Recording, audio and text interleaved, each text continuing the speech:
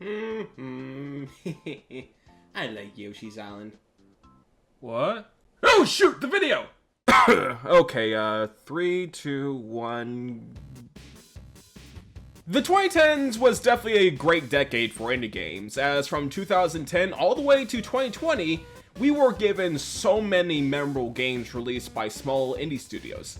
From Cuphead to Celeste, all the way to pretty nice Kickstarter games like Shovel Knight, Yooka-Laylee, and A Hat in Time. It really showed an amazing push for the indie side of things that frankly kept growing stronger and stronger every year, and even to this very day. But out of all the indie games that came out around that decade, I think everyone is probably familiar with a little game called Undertale. Released in September of 2015, which was, oh god, 11 years ago! I think it's safe to say that Undertale is easily the most popular thing that came out of the indie scene during the 2010s. As this one game alone brought in so much fan art, memes, fan animation, and fan games, and so on. And all of this was created by the one and only Toby Fox. Now, Undertale was his first huge commercial game, as before this, he was mostly part of the Earthbound community. As during the early to late 2000s, he was mostly known for working on some Earthbound ROM hacks, with his most well-known one being the Earthbound Halloween ROM hack. But during the early 2010s, he decided to try something new and try and create an original RPG. Initially, this game was just going to be like a simple passion project, as this entire game was mostly made by himself, although he did have additional help with an artist named Timmy Chan to help out with sprite work and such. But other than that, this entire project was made by himself, with a budget that was mostly formed by a crowdfunding page on Kickstarter, as the initial stretch goal was just going to be about like $5 grand, but shockingly to Toby Fox's surprise, he ended up with 10 times the amount he originally intended.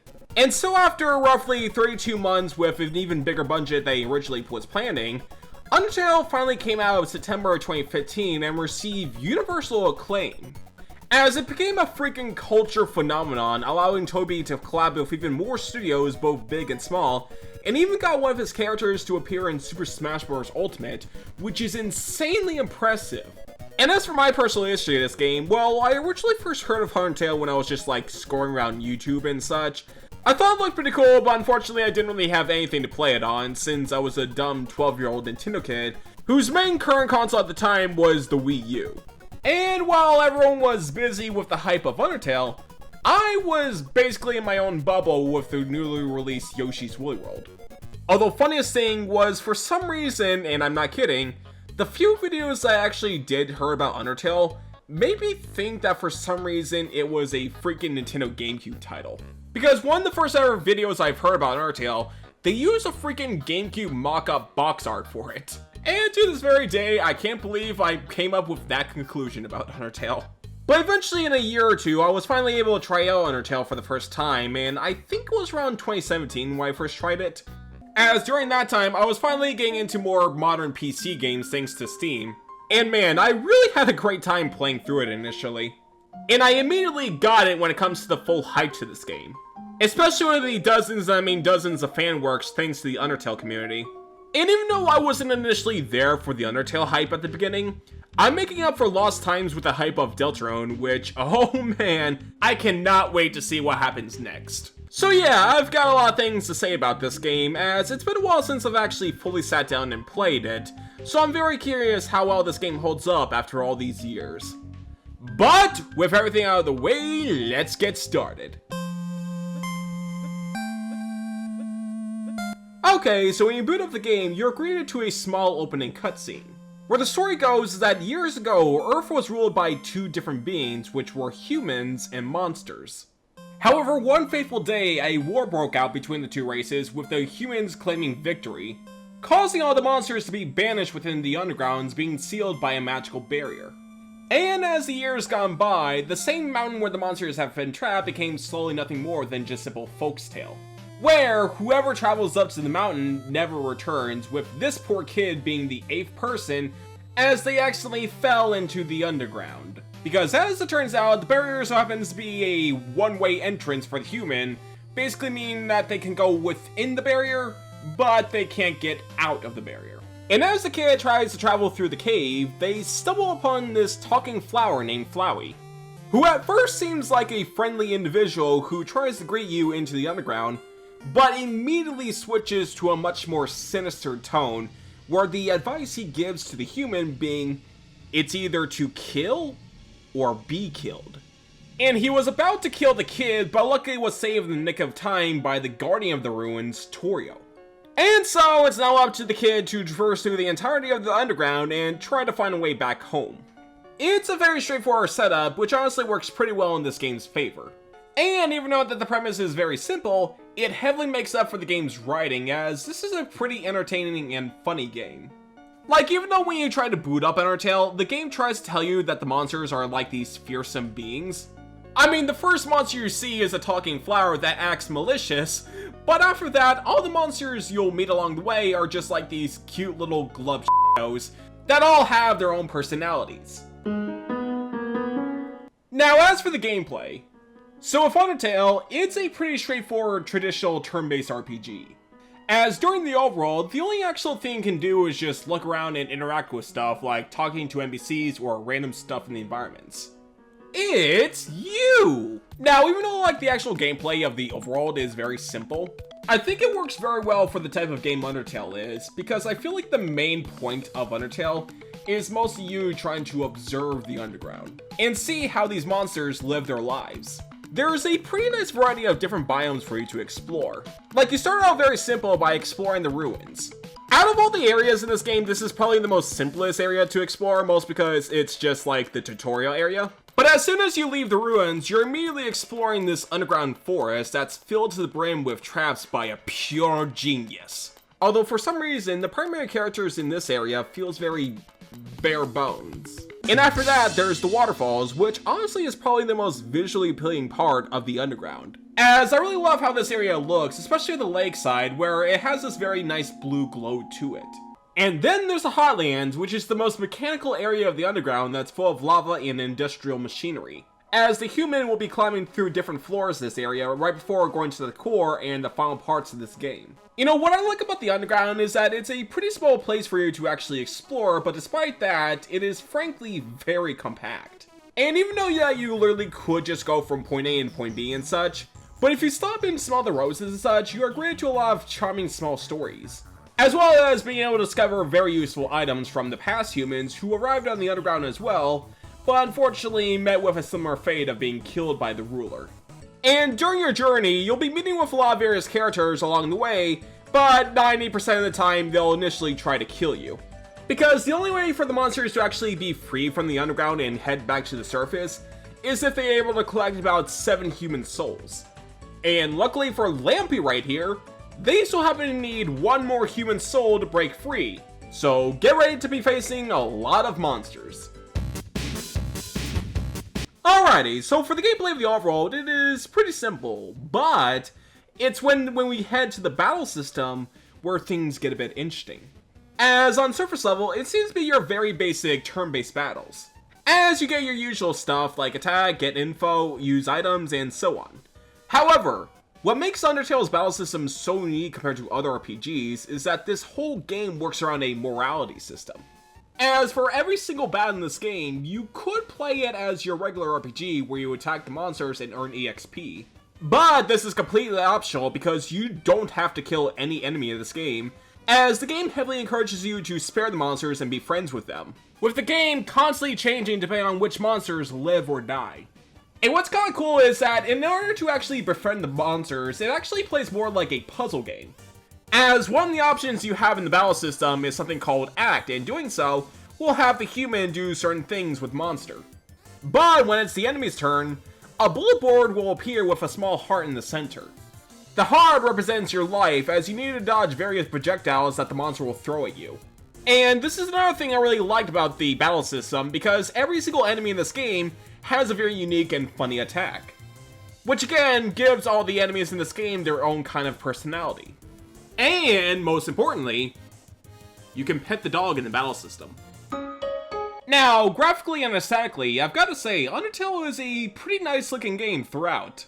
I think my favorite area in this game as a whole is probably Snowden, as I'm just a huge sucker for snow-themed levels in video game, and this one really scratches that itch for me. And the music in this game is also very top-notch, with so many great bangers throughout. But yeah, that was Undertale, and after all these years, this game holds up extremely well. It's a pretty fun and unique spin on the traditional RPG format, with so many very fun and memorable moments that'll really stick with you for the rest of time. Especially if you play through the entire game completely blind, so if you're very curious on this game, I highly recommend trying it out. It's really good. The game is pretty cheap on a lot of stores because it'll mostly cost you like 10 bucks, and it's pretty accessible these days, as it's basically on every single modern platform. But now, if you excuse me, I'm just gonna get myself a hot dog with ketchup. But that'll do it for today, so thank you for watching, and I'll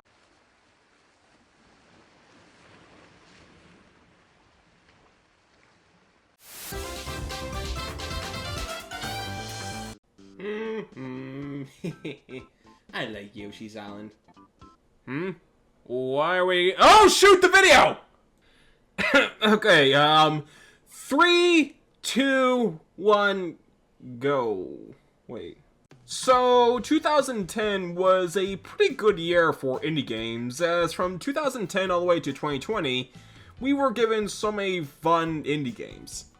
From Cuphead to Celeste all the way to Shovel Knight, Yooka-Laylee, and Hat Time, it really showed a pretty good push for the indie side of things that still keep growing to this very day. But out of all of them, Undertale definitely made the most impact. I think at this point everyone knows about the story of Undertale's development with Toby Fox, as originally he was part of the Earthbound community as he worked on a few ROM hacks here and there. But during the early 2010s, he decided why not to try and make an original RPG mostly by himself, alongside with an artist named Timmy Chan who helped with sprite art. But besides that, all of it was made by Toby Fox himself, as he was able to post a crowdfunding page on Kickstarter, and he ended about 10 times the amount he initially was planned for. Wait, why does that sound familiar? Yeah, it received universal acclaim and such. But I didn't get to experience it because I was busy playing through Yoshi's Woolly World. But eventually I finally got around playing it and really enjoyed it, and now for this... What?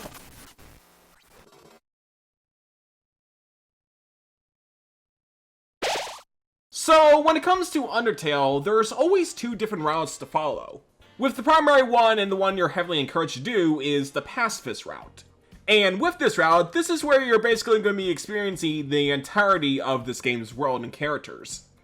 Like in the ruins area, you meet up with Toriel, who will guide the kid throughout the ruins, as she has a very motherly personality and wants to keep them at their place and treat them like their own child.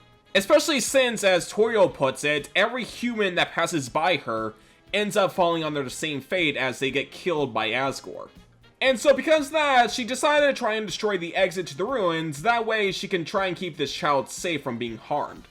But after a very long battle as you try to spare Toriel, she then realizes that doing so, she's basically trapping them to wander into these ruins forever, and how she puts it, it gets very small if you really know the place. And so because of that, she decided to let the kid go, and after giving one final hug, Foley appears as he mocks the human for not killing one single What? I never even killed. Whatever. So after you exited Snowden, you're greeted to the two main characters of this area, which are Sans and Papyrus. AKA literally the best characters in this entire game. Like, these two are freaking amazing. As these two skeleton dudes only have one job, which is to try and watch and hunt for humans, as the Great Papyrus will capture the human so he can join the Royal Guard. And so the human needs to go through his devilishly planned out puzzles that only someone as smart as Papyrus can come up with. Like walking through an electric floor that'll electrocute a Papyrus if the human steps on it. Or a plate of spaghetti that'll cause the human to be stuck in a tantalized state by his master degree of cooking.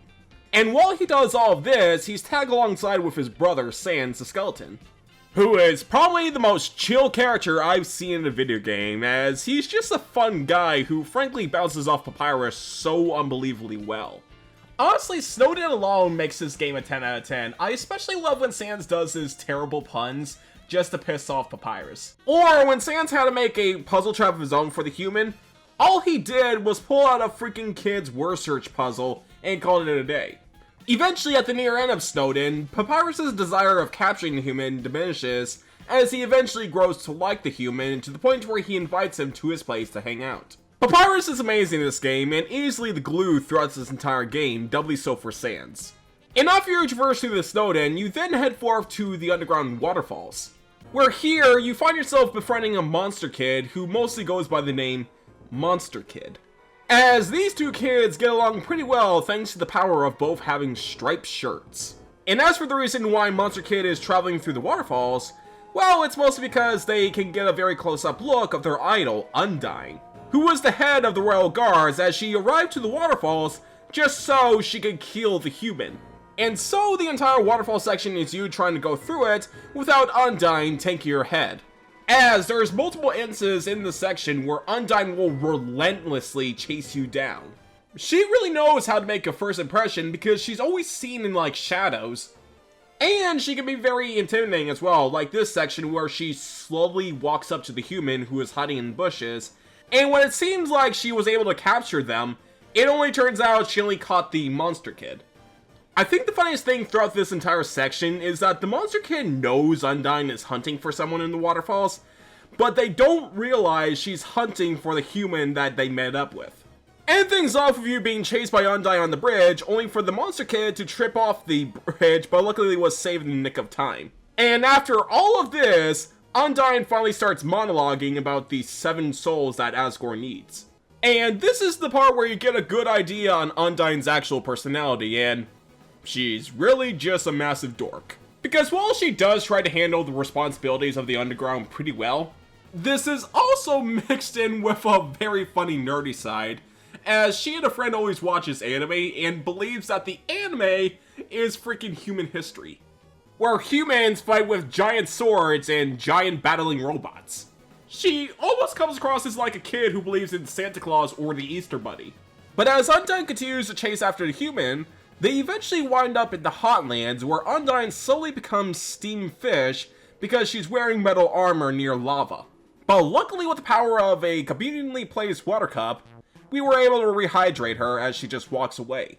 And after that weird run, we eventually find ourselves in the lab where the head scientist Alphys resides at. It turns out she was actually observing the human this entire time ever since they fell to the underground. And after watching her adventure, they ended up rooting for the human and wants to help them get to their destination. However, Metaton, a robot she built for entertainment, has gone haywire, and now he is hell-bent on trying to kill the human for the sake of entertainment. And so during your entire travel throughout Hotland, you'll be featured in various TV game shows, with all of them rigged trying to kill you. Like a cooking show where Meta's meal is a human soup. And later on, Metaton hosts a TV news station that's about as reliable as Fox News, as he traps the human in a room full of bombs that you need to defuse before it goes off. There's even a quiz show that you have to do, only for it to end bad for Alphys, as Metaton realizes that she was helping you out. And so out of retaliation, he has the human tell the audience on TV that Alphys has a crush on Undyne. Undertale definitely has a lot of interesting characters, and this is only just talking about like the main ones, because there's even a few side characters in this game that have their own story and such, but you really need to snoop around and try to find it. And while the majority of the adventure is going to be a very goofy romp, the game also has moments of feeling very genuine in between the lines. Like, after escaping from Undyne, Papyrus hatches a genius plan to prevent Undyne from trying to kill the human.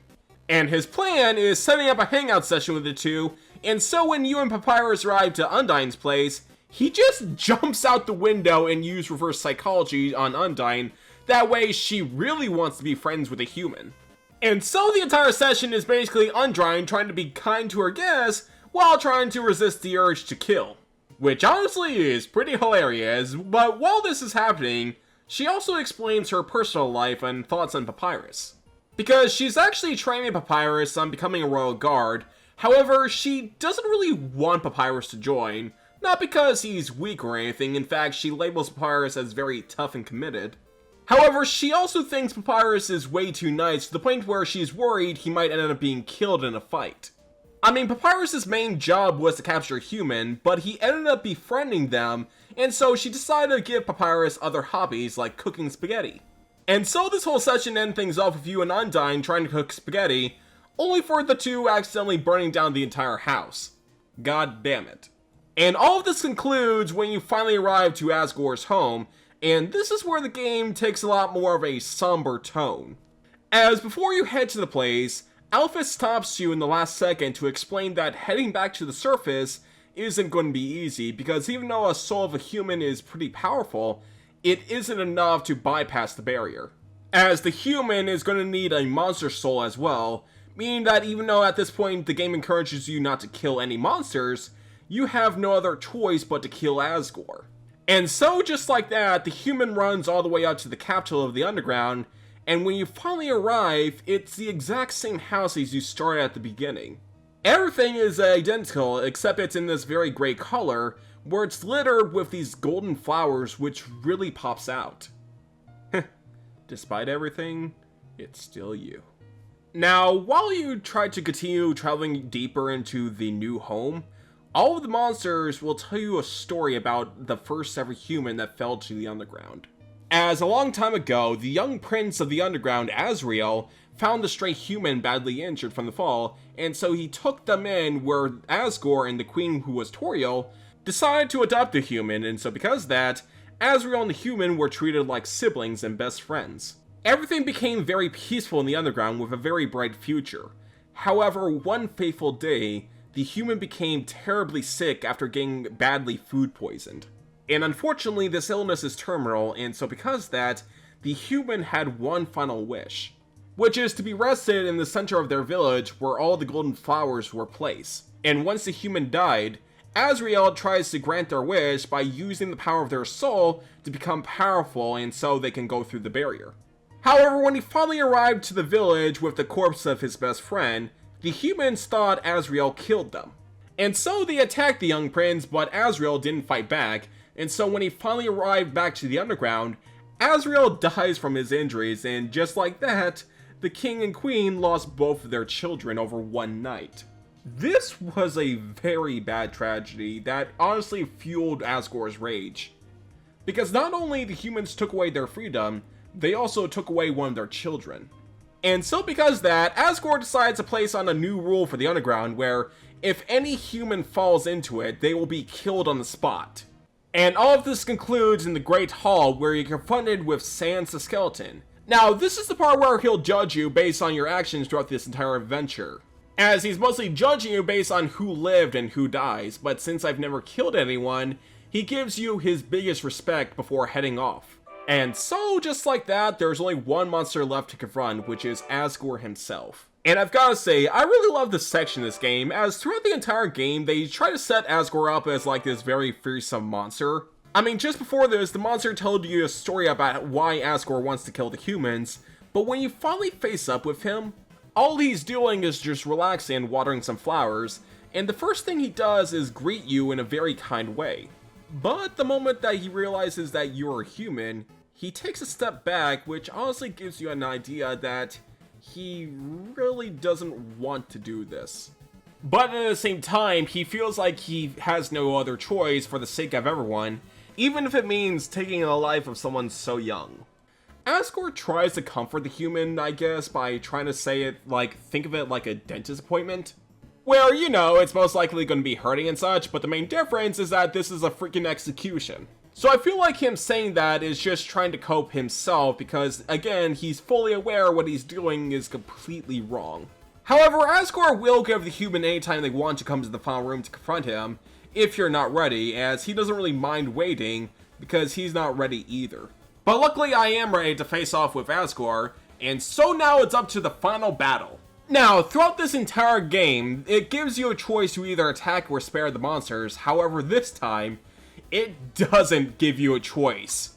Alpha stated that you have no choice to kill Asgore, and when you head to the final battle, Asgore destroys the mercy button, meaning that you have no other choice but to kill Asgore if you want to live. This boss fight is pretty insane because he throws so many different projectiles at you, it's honestly kinda nuts, so it's very wise to stock up on items. But as soon as you defeat Asgore and ready to do the final blow, you're given the choice to actually spare Asgore. I decided to do so as he offered us a cup of tea, but then suddenly that bastard flower appears to give out the final blow. The lunatic then starts laughing at the human, calling them an idiot, right before stealing all the human souls, but then suddenly, the game crashes.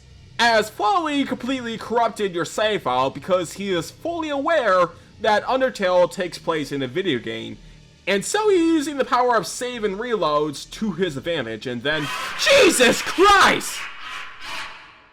Okay, this leads to the actual final boss where Flowey becomes a horrifying plant monster and throws everything he got at you. He even uses the power of save states to mess with you, like this battle is freaking chaotic as hell. And the only way the human was able to beat Flowey is because the souls that you absorb begins helping you out, making you stronger. But when it seems like Flowey was about to win, the souls fight back and he gets reverted back to his normal appearance. He then tries to encourage you to try and kill him, but then I just decided to spare, which causes him to run off. And so, just like that, the human was able to head back to the surface, with Sans and Papyrus giving them one final phone call to see what's up. Now, there's a lot, and I mean a lot of different types of phone calls you can get, depending on how you go through the adventure. I think my favorite one has to be this one, where if you kill all the main characters besides Papyrus, since the underground is under chaos without a leader, the monsters decided to crown Papyrus the king by process of elimination. Although Sans does all the busy work, with Papyrus not even knowing that Undyne and Asgore were killed. Although, with all these endings in mind, it does give you a very big morbid curiosity. If the game heavily pushes you to spare all the monsters, what would happen if you would, let's just say, kill all of them?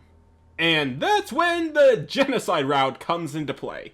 So with the Pacifist route, you're mostly going to be traversing through the underground as a little kid. But in the Genocide route, I swear to God, I feel like you're controlling a freaking demon. Because the actual gameplay and the Genocide route story is very, and I mean very straightforward. Because all you basically do in this game is just kill all the monsters. That's literally it. You constantly walk around and just kill them one by one, as you have to be very, and I mean very committed to killing all these monsters. And I've gotta say, even though like most of the time Undertale's tone is very like goofy and such, the tone for the Genocide route in comparison is something extremely more sinister. Okay, so for starters, when you first start like the Ruins route and immediately start grinding out the enemies, everything seems very calm and normal until suddenly, once you killed your like 20th monster, you suddenly get another random encounter, but all it says is, "But nobody came." And so for the rest of the walk tutorial, as you constantly get the pop-up encounters where it'll constantly keep saying, "But nobody came." And while this is happening, the music shifts into something very more haunting. And it just gets even worse the moment you face off with Toriel. Now, in a normal playthrough, if you actually attack Toriel, it'll take you like a few hits.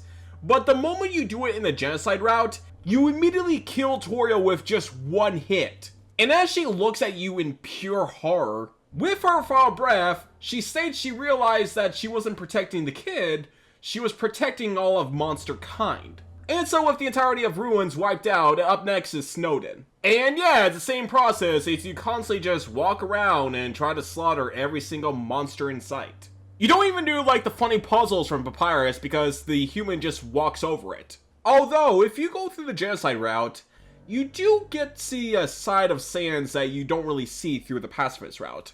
As during that adventure, Sans always comes across as like the goofy skeleton brother alongside with Papyrus. But there was one particular moment in this game where it stuck out when you hung out with him. It was a section where you were hanging out with him in a resort, as he talks to the human about his friendship with Toriel. He explains is that since his duty was to watch over a human, he gets bored, and so because of that, he plays around with the huge locked door that goes to the ruins, as he was mostly using the door to make bad knock-knock jokes. And this was how Sans and Toriel first met, as the both of them bond over very bad jokes. Which hilariously was kind of foreshadowed when you were scavenging around Toriel's house, as there was a notebook full of bad skeleton puns. However, one fateful day, Toriel asked Sans one huge favor, where she asked if a human ever passes by, please protect them. Sans accepted the promise, although he did say to the kid that they better be lucky that he did, because if he didn't say yes, then the human would be dead where they stand. As he says it in an extremely bone-chilling way. God damn it, I didn't mean a pun. But what I'm basically trying to say is that there's clearly more to Sand that he's not letting on.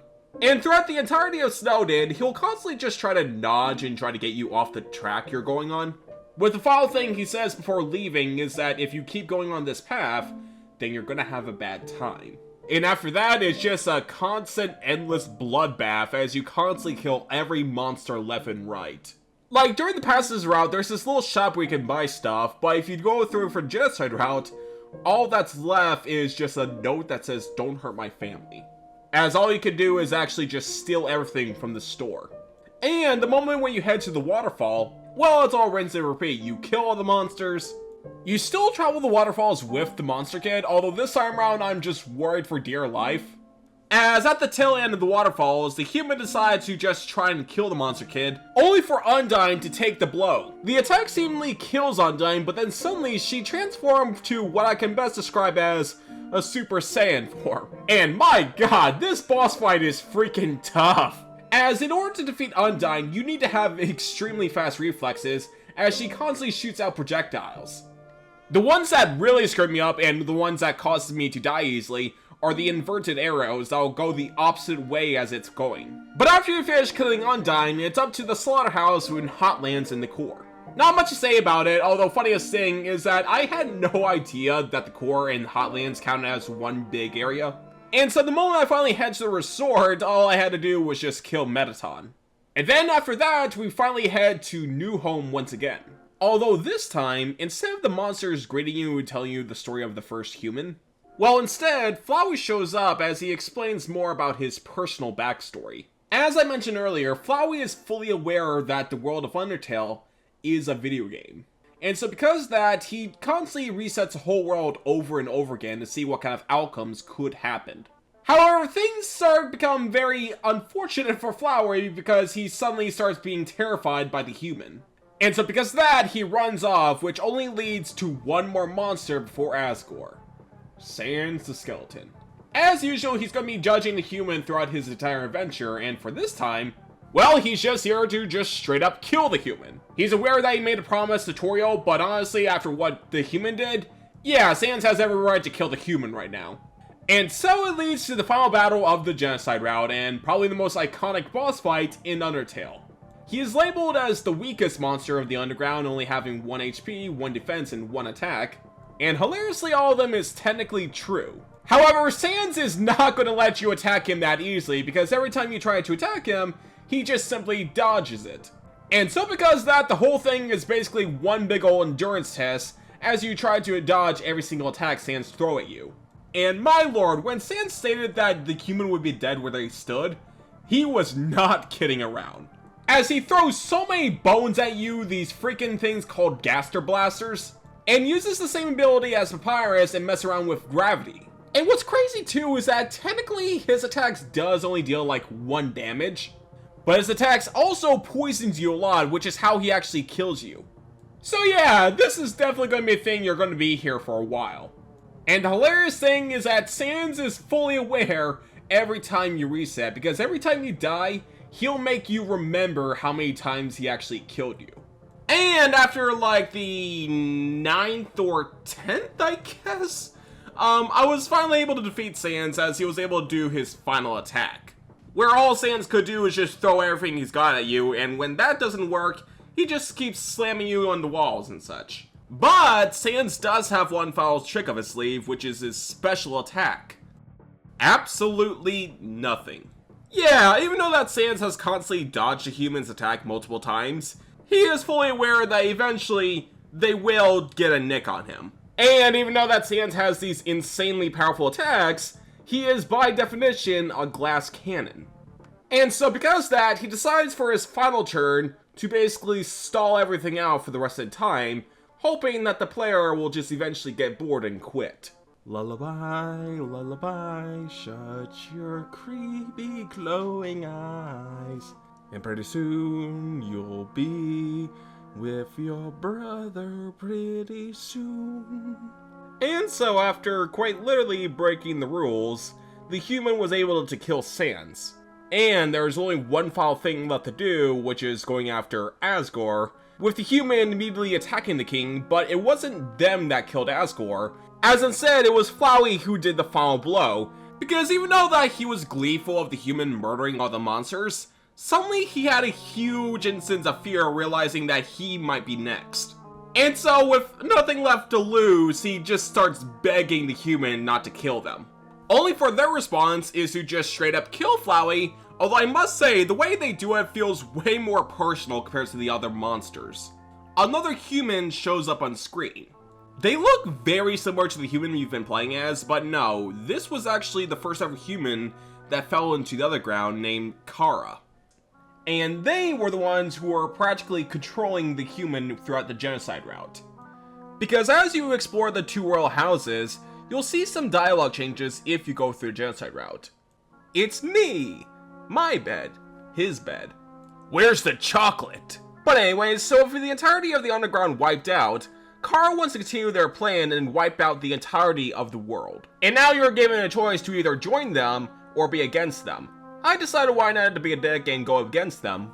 And with that, it causes a huge jump scare as they basically kill the entirety of the game. And now because of that, the entirety of the save file is tainted forever. Because now it's practically impossible for you to get a true good ending.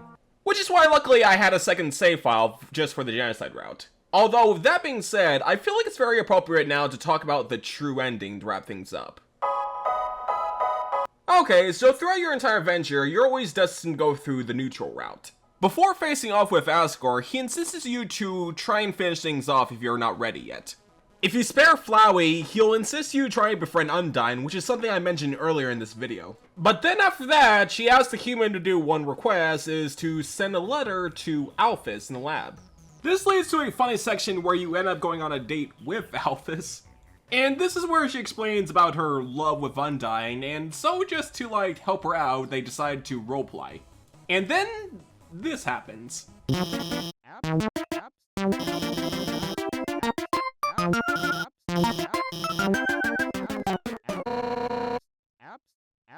Okay, so after getting too much into character, Alphys confesses her feelings to Undyne. She decided why not and have a relationship with Alphys.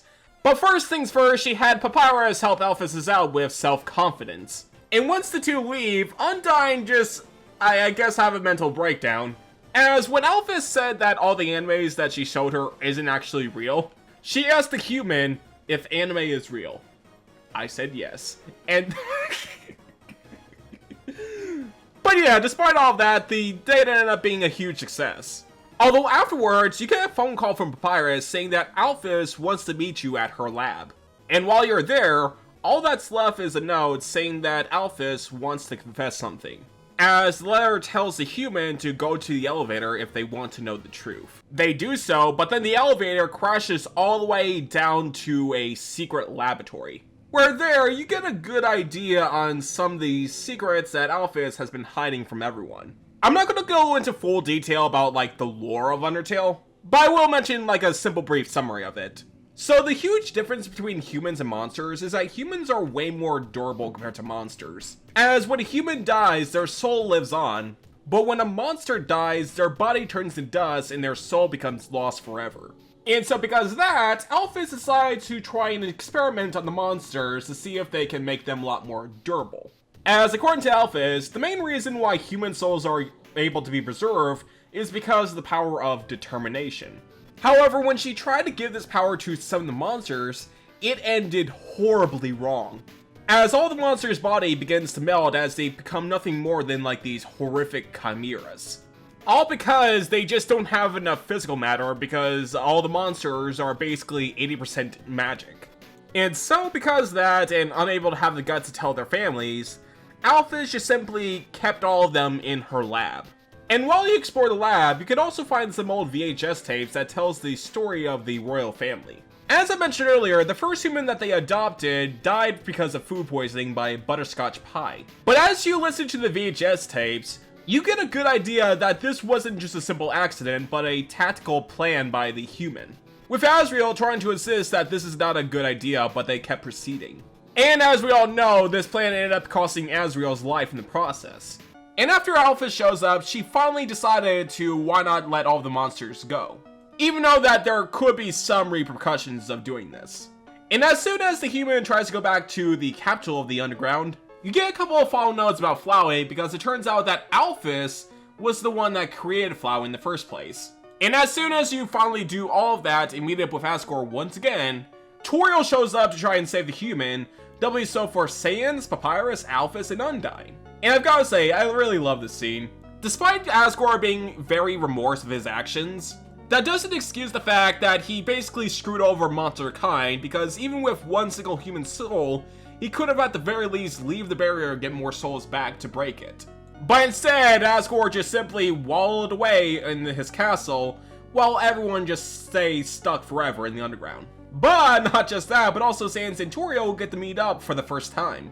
Because before this, all their conversations was between a door, so they didn't really get a good idea what they all look like. And even though Papyrus was very giddy of meeting a royal family for the first time, all that goes downhill once she started doing a skeleton pun. Although, this does have Alphys ask one question for Papyrus, because apparently he was the one that brought everyone here. And her question is that how did Papyrus know to bring everyone here in the first place, with the only thing Papyrus replied is that a talking flower told him to do so. And just like that, Flowey shows up as he captures everyone. And even though all the monsters try and save the human, all of this was just Flowey's plan, because now that every single monster in the underground is in one room, Flowey then absorbs every single soul, including the human ones, which allows him to finally transform back to his true appearance, which is Azrael Dreamer, who after getting killed by the humans was resurrected accidentally by Alphys. However, even though that his physical and consciousness was restored, Azrael didn't have a soul when he became Flowey, meaning that he became incredibly sadistic, unable to feel love or empathy. But now, thanks to the power of all the souls, Azrael was finally able to restore himself as well as transform into basically a god. And so now it's time for the true final battle of Undertale. And man, I really gotta say, this really knocks out of the park of being a great final battle. The stakes, the background being like this cool rainbow effect, and the music. My god, the music. Listen, I know everyone loves Sans' boss music with Megalovania, but I've gotta say, in my personal opinion, Azrael's theme of hopes and dreams is probably my favorite boss music in Undertale. Because with this, all you have to do is just basically dodge all of his projectiles and try to survive before he heads to phase 2. Where here, the act button has been replaced with a save button, because with this phase, we will be saving the people that we've met along the way. From Sans, Papyrus, Alphys, and so on. And in order to save them, you need to do things to jog their memories. But when it seems like you have saved everyone, there's only one more person you need to save, which is Azrael himself. Kara wasn't really a great person. In fact, they really hated humanity. But I think how despite everything that they've done, even with the genocide route, I think the person that they've harmed the most is probably Azrael himself. Like, they've manipulated Azrael to their graves. And the price for that led to Azrael being reduced to nothing but a soulless flower. This moment was very emotional when I first saw it, just because of the fact that it's honestly a very sad fate that Azrael has been in. And despite having powers of a literal god, in his core, he's still just a little kid.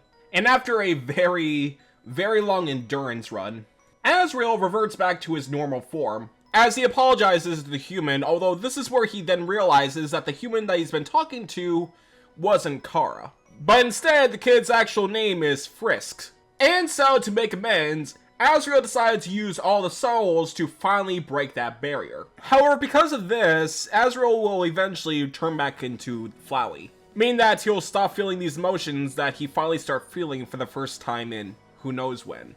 And so, before departing ways, Azrael and Frisk had one final hug to say goodbye. Eventually, Frisk finally wakes up with all their friends around them, and now with the barrier finally gone, all of the monsters can finally head to the surface. It's frankly a very nice ending, as all the monsters can finally live life on the surface area, and you get to see a cool montage of all the characters having fun. But yeah, that was Undertale, and even after all these years, this game holds up extremely well. The music, the characters, the settings, it all comes together phenomenally. And the fact that you can get a lot out of this for just $10 is frankly a pretty good price. If there was like 100 video games you must play before you die, I would definitely put a game like Undertale on that list. And I'm very excited to see what's next for Undertale with its follow-up Deltarune, because at this point we're almost at the near end of the finish line. But that'll do for today, so thank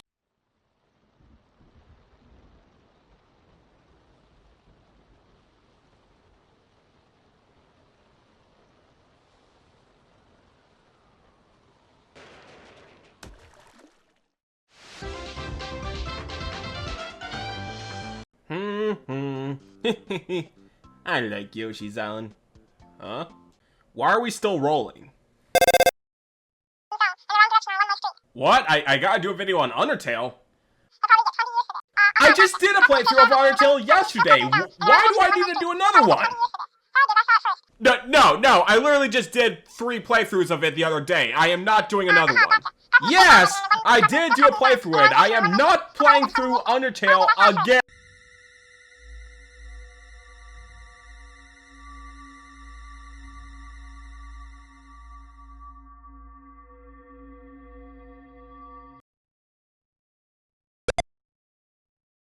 Okay, so the 2010s had indie games that came from the 2010 all the way to 2020, and there was a lot of video games like Cuphead, Ukulele, fun games that pushed the indie scene to new heights. Like today, I'm gonna do a video on Undertale. It's a game that released like a long time ago, so to speak, by a guy named Toy Fox, who was the first ever dog to make a video game. So he made something on Kickstarter. And this is the game that came out of it that people like.